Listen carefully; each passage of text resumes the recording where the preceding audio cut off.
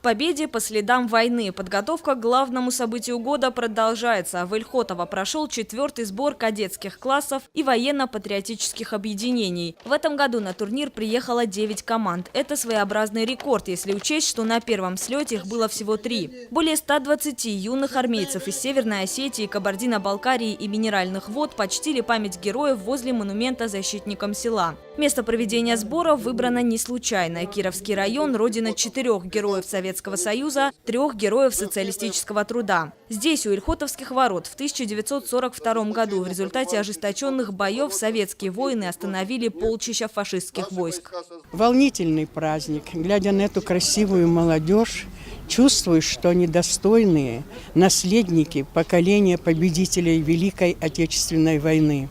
И здесь, на нашей земле, оно знаково еще тем, что здесь у Ильхотовских ворот в сентябре, в декабре немецкие полчища потерпели поражение и не прорвались к бакинской нефти.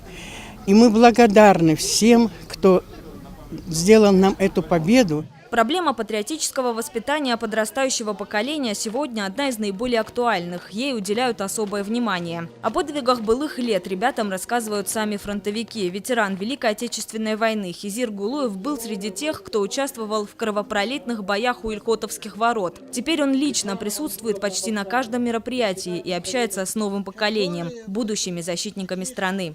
То, что сейчас прошло, и другие мероприятия, которые проводят в различных учреждениях, местах, в школах и так далее, это очень полезно. Это надо еще даже больше надо проводить. Это именно привлекает молодежь к дисциплине, к преданности Родине, чтобы каждый был молодой человек, знал и признавал свое положение в государстве. Программа соревнований состояла из нескольких частей: спортивные состязания, разборка и сборка автомата, прохождение полосы препятствий, конкурсы строя, песни, символики и атрибутики кадетских классов. Лучшей по решению жюри стала сборная из селения Карджин. На втором месте ребята из школы номер 1 города Ордона. А третье место досталось представителям селения Цалык. По словам организаторов, подобные слеты будут проходить ежегодно. Яна Гайгиева, Тинатин Музашвили, Евгений Маркин, Осетия ТВ.